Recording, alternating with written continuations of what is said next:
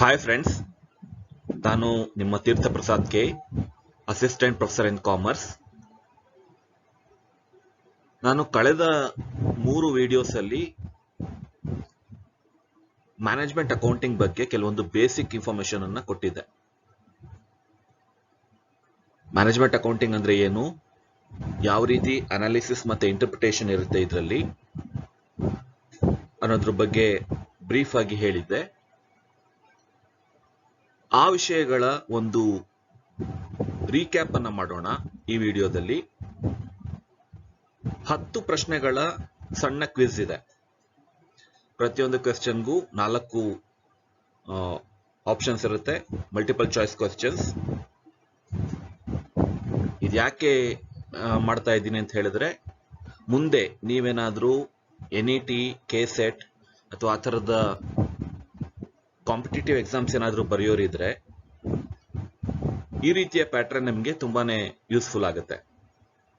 ಹಾಗಾದ್ರೆ ಬನ್ನಿ, ಕ್ವಿಜ್ ಅನ್ನು ಅಟೆಂಡ್ ಮಾಡೋದಕ್ಕೆ ತಯಾರಾಗಿ.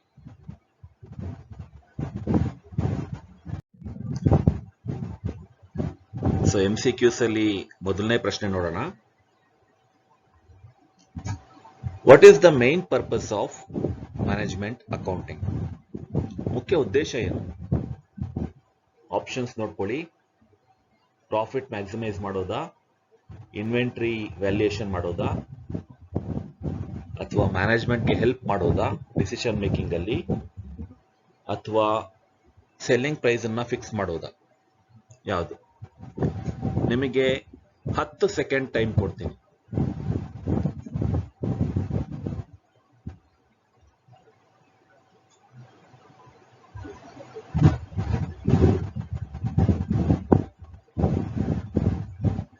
ಎಸ್, ಆನ್ಸರ್ ಬಂದಾಗಿದೆ.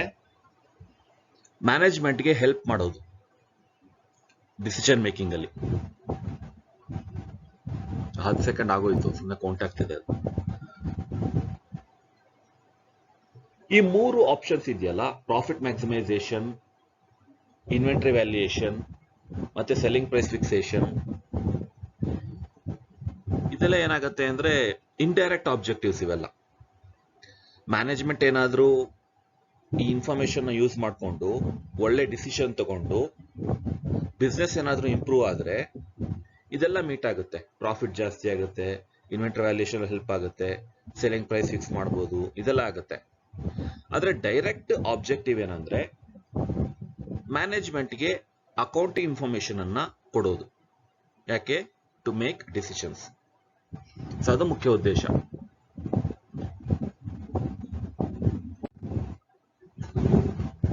Second question.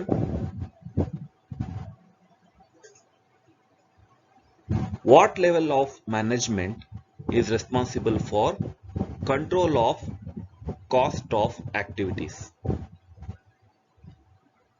So ಯಾವ ಮಟ್ಟದ ಮ್ಯಾನೇಜ್ಮೆಂಟ್ ರೆಸ್ಪಾನ್ಸಿಬಲ್ ಆಗುತ್ತೆ ಕಾಸ್ಟ್ ಕಂಟ್ರೋಲ್ಗೆ? Who is responsible for cost control? ಈ ಕಾಸ್ಟ್ ರಿಡಕ್ಷನ್, ಕಾಸ್ಟ್ ಕಂಟ್ರೋಲ್ ಅಂತೆಲ್ಲ ಕೇಳಿರ್ತೀರ. ಅದಕ್ಕೆ ಯಾರು ನೇರ ಹೊಣೆ? Higher management level, middle level ಅಥವಾ ಲೋಯರ್ ಮ್ಯಾನೇಜ್ಮೆಂಟ್ ಲೆವೆಲ್ ಅಂತ?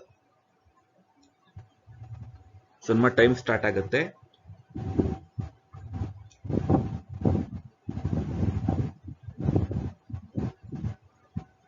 ಟೆನ್ ಸೆಕೆಂಡ್ಸ್ ತಗೊಳ್ಳಿ. GAF 5 seconds ಬರ್ತಾ ಇದೆ. Okay, so correct answer is higher management level. ಯಾವುದೇ ಡಿಸಿಷನ್ಸ್ ಆಗಲಿ ಅದನ್ನ ತಗೊಳ್ಳೋದು ಮುಖ್ಯವಾಗಿ ಟಾಪ್ ಮ್ಯಾನೇಜ್ಮೆಂಟ್. ಮಿಡಲ್ ಮ್ಯಾನೇಜ್ಮೆಂಟ್ ಮತ್ತೆ ಲೋವರ್ ಮ್ಯಾನೇಜ್ಮೆಂಟ್ ಏನಿದೆ ಅವು ಬರೀ ಎಕ್ಸಿಕ್ಯೂಟಿವ್ ಅಷ್ಟೇನೆ, ಅಂದ್ರೆ ಇಂಪ್ಲಿಮೆಂಟ್ ಮಾಡೋದು ಡಿಸಿಷನ್ಸ್. ಪಾಲಿಸೀಸ್ ಮಾಡೋದು, ಡಿಸಿಷನ್ಸ್ ತಗೊಳ್ಳೋದು, ಬಡ್ಜೆಟ್ಸ್ ನ ಪ್ರಿಪೇರ್ ಮಾಡೋದು, ಇದೆಲ್ಲ ಟಾಪ್ ಮ್ಯಾನೇಜ್ಮೆಂಟೇ ಮಾಡೋದು. ಸೊ ಅದರಿಂದ ಕಾಸ್ಟ್ ಕಂಟ್ರೋಲ್ಗೆ ನೇರವಾದ ಹೊಣೆ ತಗೊಳ್ಳೋದು ಹೈಯರ್ ಮ್ಯಾನೇಜ್ಮೆಂಟ್ ಲೆವೆಲ್. ಸರಿ ಆಯ್ತಾ answer?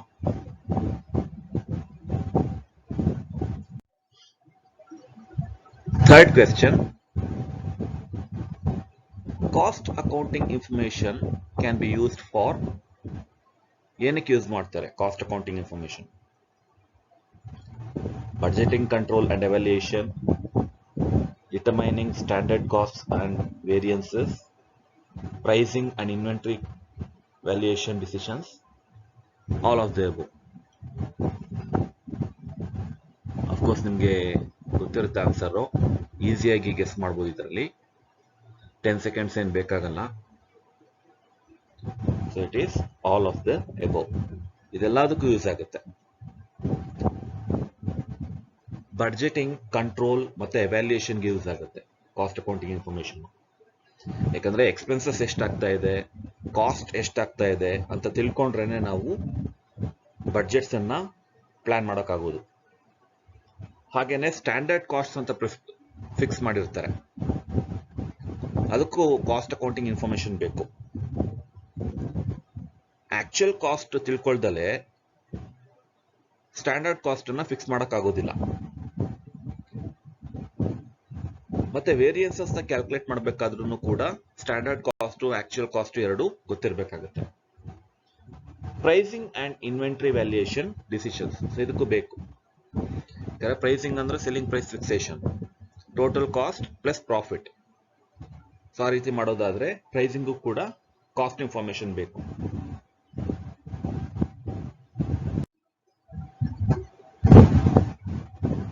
So next question, which of the following functions is or are facilitated by management accounting? Planning, decision making, control, all of the above. So ಇದರಲ್ಲಿ ಯಾವ functions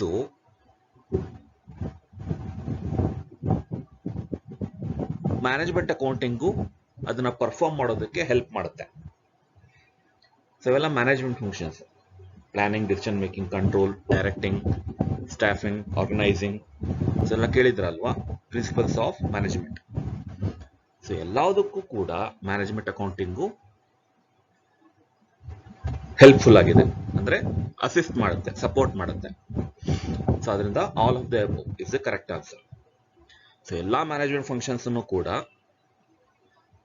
management accounting support ಮಾಡುತ್ತೆ, assist ಮಾಡುತ್ತೆ. Fifth question, which of the following statements about differences between financial and management accounting are incorrect? ತಪ್ಪಾಗಿರೋದನ್ನ ಗುರುತಿಸಬೇಕು ನೀವು. Financial accounting aggregated, management accounting focused on products and departments. Financial accounting aggregated ಅಂದ್ರೆ ಎಲ್ಲ total ಹೇಳುತ್ತೆ ಅಷ್ಟೇನೆ. ಪ್ರತಿಯೊಂದು product ಅಲ್ಲಿ ಎಷ್ಟೆಷ್ಟು ಏನೇನಾಗಿದೆ, ಎಷ್ಟು ಸೇಲ್ಸ್ ಆಗಿದೆ, ಎಕ್ಸ್ಪೆನ್ಸಸ್ ಎಷ್ಟಾಗಿದೆ ಏನು ಹೇಳೋದಿಲ್ಲ ಫೈನಾನ್ಷಿಯಲ್ ಅಕೌಂಟಿಂಗ್. ಸೊ ಟೋಟಲ್ ಆಗಿ ಎಷ್ಟಾಗಿದೆ ಅಷ್ಟು ಮಾತ್ರ ಹೇಳುತ್ತೆ. ಎಷ್ಟು ಫಿಕ್ಸ್ಡ್ ಅಸೆಟ್ಸ್ ಇದೆ, ಎಷ್ಟು ಕರೆಂಟ್ ಅಸೆಟ್ಸ್ ಇದೆ, ಎಷ್ಟು ಸೇಲ್ಸ್ ಆಗಿದೆ ಟೋಟಲ್ಲು, ಅದನ್ನ ಮಾತ್ರ ಹೇಳುತ್ತೆ. ಆದ್ರೆ ಮ್ಯಾನೇಜ್ಮೆಂಟ್ ಅಕೌಂಟಿಂಗು ಡಿಪಾರ್ಟ್ಮೆಂಟ್ ವೈಸ್ ಮತ್ತೆ ಪ್ರಾಡಕ್ಟ್ ವೈಸ್ ಇನ್ಫಾರ್ಮೇಶನ್ ನ ಕೊಡುತ್ತೆ, ಪ್ರತಿಯೊಂದನ್ನು ಬ್ರೇಕಪ್ ಮಾಡುತ್ತೆ. ಅದನ್ನು ಕರೆಕ್ಟೇ. So this is correct. A is correct. Management accounting is for external parties. Financial accounting is for insiders. So ಇದೇನೋ ತಪ್ಪು ಅಂತ ಕಾಣಿಸುತ್ತೆ, ಅದು ರಿವರ್ಸ್ ಆಗಬೇಕಾಗಿತ್ತು. ಮ್ಯಾನೇಜ್ಮೆಂಟ್ ಅಕೌಂಟಿಂಗು ಇನ್ಸೈಡರ್ಸ್ಗೆ, financial accounting mainly ಔಟ್ಸೈಡರ್ಸ್ಗೆ.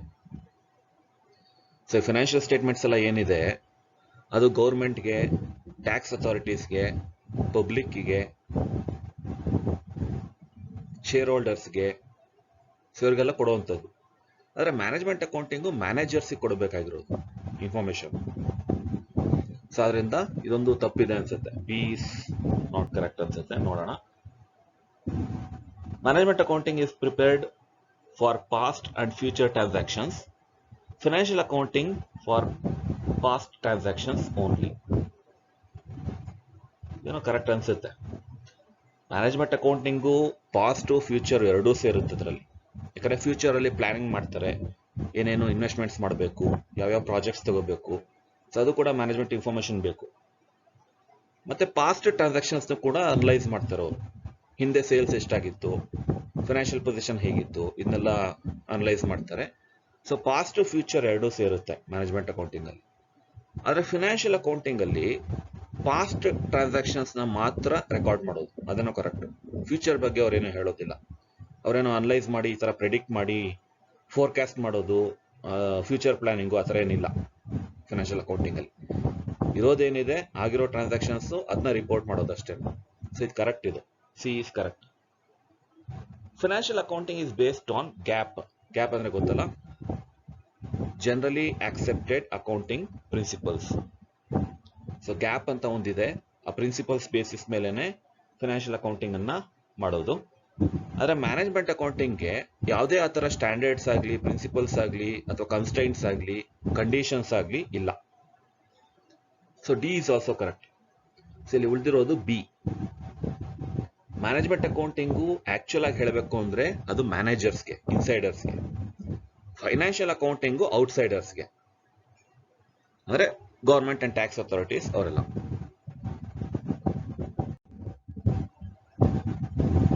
Sixth question.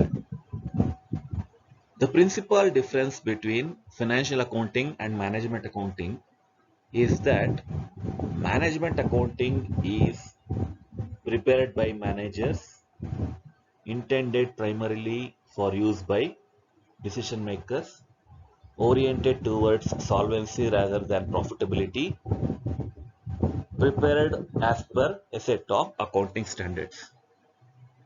ಯಾವುದು ಆ ಡಿಫ್ರೆನ್ಸ್ ಏನಿದೆ ಫೈನಾನ್ಷಿಯಲ್ಗೂ ಮತ್ತೆ ಮ್ಯಾನೇಜ್ಮೆಂಟ್ಗೂ? ಮ್ಯಾನೇಜರ್ಸ್ ಅಂತೂ ಪ್ರಿಪೇರ್ ಮಾಡೋದಿಲ್ಲ, ಇದು ಕ್ಲರಿಕಲ್ ಸ್ಟಾಫ್ ಪ್ರಿಪೇರ್ ಮಾಡೋದು. ಅದಕ್ಕೆ ಅಂತಾನೆ ಇರ್ತಾರೆ, ಮ್ಯಾನೇಜರ್ಸ್ ಪ್ರಿಪೇರ್ ಮಾಡೋದಿಲ್ಲ. ಅದು intended primarily for use by decision makers. ಇದೇನೋ correct. Managers are the decision makers, ಅವರೇ ಯೂಸ್ ಮಾಡುವಂತ. B is correct. Oriented towards solvency rather than profitability. ಇದೇನೋ ಒಪ್ಪಕ್ಕಾಗಲ್ಲ. ಇದು ಸಾಲ್ವೆನ್ಸಿ ಅಂದ್ರೆ ಅಸೆಟ್ಸೇ ಜಾಸ್ತಿ ಇರೋದು ಲಯಬಿಲಿಟೀಸ್ಗಿಂತ. ಯಾವಾಗ ಲಯಬಿಲಿಟೀಸೇ ಜಾಸ್ತಿ ಆಗುತ್ತೋ ಅದು ಇನ್ಸಾಲ್ವೆನ್ಸಿ, ಅಸೆಟ್ಸೇ ಜಾಸ್ತಿ ಇದ್ರೆ ಅದು ಸಾಲ್ವೆನ್ಸಿ. ಸೊ ಅದ್ರ ಮೇಲೆ ಫೋಕಸ್ ಮಾಡುತ್ತೆ ಪ್ರಾಫಿಟಬಿಲಿಟಿಗಿಂತ ಅಂತ ಹೇಳಿದ್ದಾರೆ. ಸೊ ಅದು ಒಪ್ಪಕ್ಕಾಗೋದಿಲ್ಲ. ಮ್ಯಾನೇಜ್ಮೆಂಟ್ ಅಕೌಂಟಿಂಗ್ ಯಾವತ್ತೂ ಪ್ರಾಫಿಟಬಿಲಿಟಿ, ಸಾಲ್ವೆನ್ಸಿ ಎರಡನ್ನೂ ನೋಡುತ್ತೆ. ಸೊ ಅದು ಒಪ್ಪಕ್ಕಾಗೋದಿಲ್ಲ, ಅದು ಸರಿ ಇಲ್ಲ. C is not correct.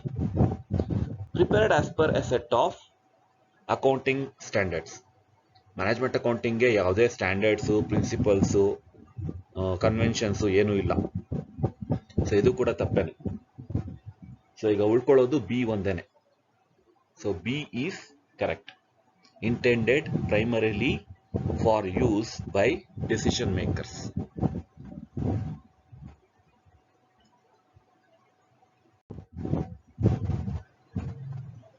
Seventh question. Management accounting emphasizes on ಯಾವ್ದ್ರ ಮೇಲೆ? Recording of financial transactions, preparation of financial statements, analyzing the financial information only, analyzing all information with the objective of control of organization. So ನಮ್ಮ time ಅನ್ನ ತಗೊಳ್ಳಿ.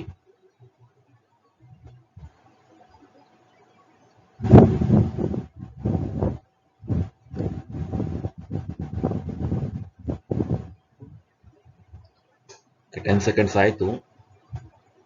So management accounting ಎಲ್ಲಾ ತರದ information ಕೂಡ ತಗೊಳುತ್ತೆ. Financial information, non financial information, ಮತ್ತೆ private ಆಗಿ ಸಿಗುವಂತ ಕೆಲವೊಂದು ಡೇಟಾ, ಸೊ ಎಲ್ಲದನ್ನು ಕೂಡ ಅನಲೈಸ್ ಮಾಡುತ್ತೆ. So analysing all information with an objective of control of organisation. So ಎಲ್ಲಾ ಇನ್ಫಾರ್ಮೇಶನ್ ಕೂಡ ಅನಲೈಸ್ ಮಾಡುತ್ತೆ.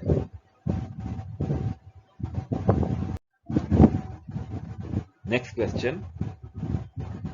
Management decision making concerns historical events only, future events only, any event in the organization, both A and B.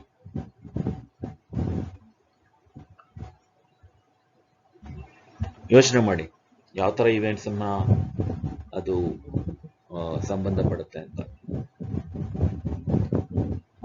Any event in the organisation ಅಂದ್ರೆ ತಪ್ಪಾಗುತ್ತದು. Organisation ಅಲ್ಲಿ ಎಷ್ಟೋ events ನಡೀತಾ ಇರುತ್ತೆ, ಹಿಸ್ಟಾರಿಕಲ್ಲು, future events,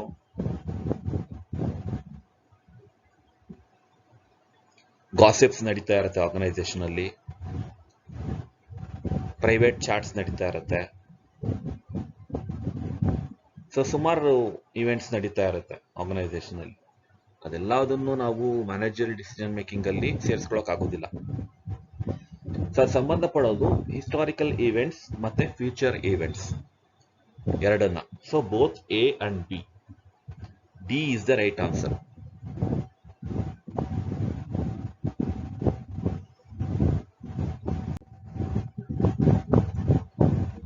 Ninth question. Management accounting helps in fixation of selling price, fixation of cost of production, providing information to management, all of this. So time ತಗೊಳ್ಳಿ.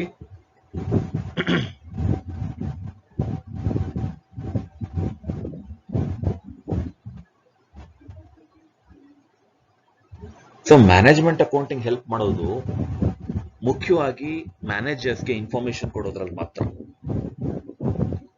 ಆ managers ಆ information ನ ಯೂಸ್ ಮಾಡಿ ಏನಾದರೂ ಡಿಸಿಷನ್ ತಗೊಂಡ್ರೆ related to selling price or related to cost of production ಅಥವಾ related to cost control reduction etcetera.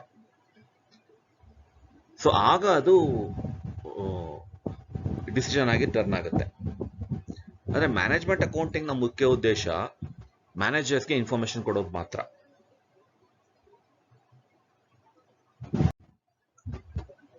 So last question. What is are are the essential features of accounting information? Relevance, timeliness, accuracy, all of this. ಇದು accounting information ಅಂತ ಕರಿಬೇಕಾದ್ರೆ ಯಾವುದು ಮುಖ್ಯ ಆಗುತ್ತೆ ಅಂತ. What are the essential features? Relevance, relevant information ಕೊಡಬೇಕು.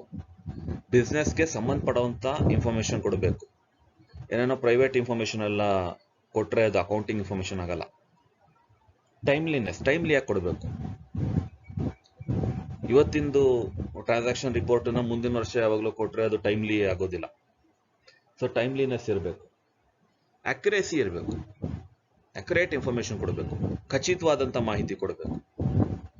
ಆ figures, numbers ಎಲ್ಲ ಕರೆಕ್ಟ್ ಇರಬೇಕು. ಸೊ ಅದನ್ನ ಮೂರು ಮುಖ್ಯ ಆಗುತ್ತೆ. ಸೊ ಅಕೌಂಟಿಂಗ್ ಇನ್ಫಾರ್ಮೇಶನ್ ಈ ಮೂರು ಫೀಚರ್ಸ್ ಅನ್ನ ಹೊಂದಿರಬೇಕು. So all of this.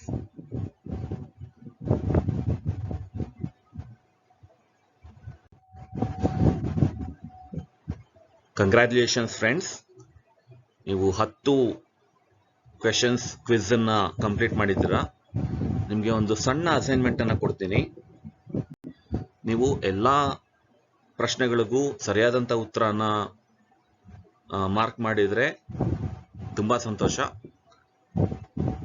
ಆಗದೆ ಇದ್ರೂ ಕೂಡ ನೀವು ಇನ್ನಷ್ಟು ಪ್ರಾಕ್ಟೀಸ್ ಮಾಡಿ ಅದರಲ್ಲಿ ಮುಂದುವರಿಬಹುದು. ಸೊ ಇಲ್ಲಿ ಒಂದು ಸಣ್ಣ ಅಸೈನ್ಮೆಂಟ್ ಕೊಡ್ತಾ ಇದ್ದೀನಿ. ಈಗ ನೀವು ಫೈನಾನ್ಷಿಯಲ್ ಅಕೌಂಟಿಂಗ್, ಮ್ಯಾನೇಜ್ಮೆಂಟ್ ಅಕೌಂಟಿಂಗ್ ಮತ್ತೆ ಕಾಸ್ಟ್ ಅಕೌಂಟಿಂಗ್ ಈ ಮೂರು ಬಗ್ಗೆ ತಿಳ್ಕೊಂಡಿದ್ದೀರಾ.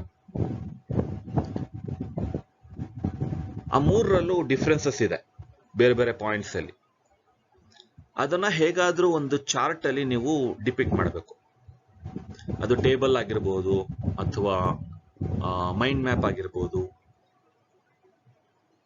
ಅಥವಾ ಯಾವುದೇ ತರಹದ ಚಾರ್ಟ್ ಆಗಿರ್ಬೋದು.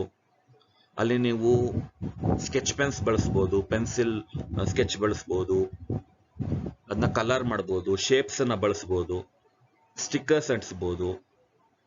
ಸೊ ಹೀಗೆ ಒಟ್ನಲ್ಲಿ ನೀವು ಆ ಡಿಫ್ರೆನ್ಸಸ್ ಅನ್ನ ತೋರಿಸ್ಬೇಕು ಆ ಚಾರ್ಟ್ ಅಲ್ಲಿ. ಈಗ ಫಾರ್ ಎಕ್ಸಾಂಪಲ್ ಟೇಬಲ್ ಮಾಡೋದಾದ್ರೆ ಇಲ್ಲಿದೆ ನೋಡಿ, ಪಾಯಿಂಟ್ ಆಫ್ ಡಿಫರೆನ್ಸ್ ಮತ್ತೆ ಇದು ಫೈನಾನ್ಷಿಯಲ್ ಅಕೌಂಟಿಂಗ್, ಕಾಸ್ಟ್ ಅಕೌಂಟಿಂಗ್ ಮತ್ತೆ ಮ್ಯಾನೇಜ್ಮೆಂಟ್ ಅಕೌಂಟಿಂಗ್. ಈಗ ಪಾಯಿಂಟ್ ಆಫ್ ಡಿಫರೆನ್ಸ್ ಪರ್ಪಸ್ ಅಂತ ತಗೊಂಡ್ರೆ ಫೈನಾನ್ಷಿಯಲ್ ಅಕೌಂಟಿಂಗ್ ಪರ್ಪಸ್ ಬೇರೆ, ಕಾಸ್ಟ್ ಅಕೌಂಟಿಂಗ್ ಪರ್ಪಸ್ಸೇ ಬೇರೆ, ಮ್ಯಾನೇಜ್ಮೆಂಟ್ ಅಕೌಂಟಿಂಗ್ ಪರ್ಪಸ್ಸೇ ಬೇರೆ. ಅದೇನು ಅಂತ ಮೆನ್ಷನ್ ಮಾಡಬೇಕು. ಇನ್ನು ಯೂಸರ್ಸ್ ಯಾರ್ಯಾರು? ಫಿನಾನ್ಷಿಯಲ್ ಅಕೌಂಟಿಂಗ್ ಇನ್ಫಾರ್ಮೇಶನ್ ಯೂಸ್ ಮಾಡೋರು ಯಾರ್ಯಾರು, ಕಾಸ್ಟ್ ಅಕೌಂಟಿಂಗ್ ಇನ್ಫಾರ್ಮೇಶನ್ ಯಾರ್ಯಾರಿಗೆ ಯೂಸ್ ಆಗುತ್ತೆ, ಮ್ಯಾನೇಜ್ಮೆಂಟ್ ಅಕೌಂಟಿಂಗ್ ಇನ್ಫಾರ್ಮೇಶನ್ ಯಾರ್ಯಾರಿಗೆ ಯೂಸ್ ಆಗುತ್ತೆ. ಸೊ ಹೀಗೆ ಒಂದಷ್ಟು ಪಾಯಿಂಟ್ಸ್ ಮೇಲೆ ನೀವು ಒಂದು ಟೇಬಲ್ ನ ಕನ್ಸ್ಟ್ರಕ್ಟ್ ಮಾಡಬಹುದು. ಸೊ ಹೀಗೆ ಒಂದು ಚಾರ್ಟ್ ಅನ್ನ ಪ್ರಿಪೇರ್ ಮಾಡಿ ಆ ಡಿಫರೆನ್ಸಸ್ ನ ತೋರಿಸೋದಕ್ಕೋಸ್ಕರ. ಸೊ ಇದು ತುಂಬಾ ಇಂಪಾರ್ಟೆಂಟ್ ಅಸೈನ್ಮೆಂಟು. ನಿಮ್ಗೆ ಆ ಡಿಫರೆನ್ಸಸ್ ಕರೆಕ್ಟ್ ಆಗಿ ಅರ್ಥ ಆಗ್ಬೇಕು. ಸೊ ಅದಕ್ಕೋಸ್ಕರ ಈ ಅಸೈನ್ಮೆಂಟ್ ಕೊಡ್ತಾ ಇದ್ದೀನಿ. ನಿಮ್ಮ ನೋಟ್ ಬುಕ್ ಅಲ್ಲಿ ಬರ್ಕೊಳ್ಳಿ. ಮತ್ತೆ ಹಿಂದೆ 3 ವಿಡಿಯೋಸ್ ಅನ್ನ ನಾನು ಶೇರ್ ಮಾಡಿದ್ದೆ ಗ್ರೂಪ್ ಅಲ್ಲಿ. ಅದರ ಬ್ರೀಫ್ ಪಾಯಿಂಟ್ಸ್ ಅಂದ್ರೆ ಕೀ ಪಾಯಿಂಟ್ಸ್ ನಿಮ್ಮ ನೋಟ್ಸ್ ಬುಕ್ ಅಲ್ಲಿ ಇರಬೇಕು, ಆಯ್ತಾ? ಸೊ ಎಲ್ಲಾ ಕೀ ನೋಟ್ಸ್ ಅನ್ನ ಬರ್ಕೊಂಡಿರಿ, ತುಂಬಾ ಯೂಸ್ ಆಗುತ್ತೆ.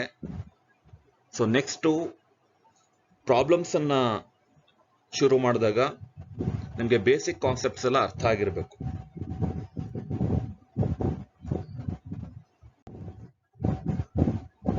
Thank you, friends. We have come to the end of the video class. ಇಷ್ಟೊತ್ತರೆಗೂ ತಾಳ್ಮೆಯಿಂದ ಕೇಳಿಸ್ಕೊಂಡಿದ್ದಕ್ಕೆ ತುಂಬಾ ಥ್ಯಾಂಕ್ಸ್. ಸೊ ಬರೋ ವಿಡಿಯೋಸ್ ಅಲ್ಲಿ ನಾನು ಥಿಯರಿ ಪಾರ್ಟು ಮತ್ತೆ ಫಸ್ಟ್ ಚಾಪ್ಟರ್ ಅಲ್ಲಿ ಕಂಪ್ಯಾರಿಟಿವ್ ಸ್ಟೇಟ್ಮೆಂಟ್ಸ್ ಮತ್ತೆ ಕಾಮನ್ ಸೈಜ್ ಸ್ಟೇಟ್ಮೆಂಟ್ಸ್ ಅಂತ ಇದೆ. ಸೊ ಅದನ್ನ ಕವರ್ ಮಾಡ್ತೀನಿ. So celebrate learning, keep smiling, happy studies. Thank you.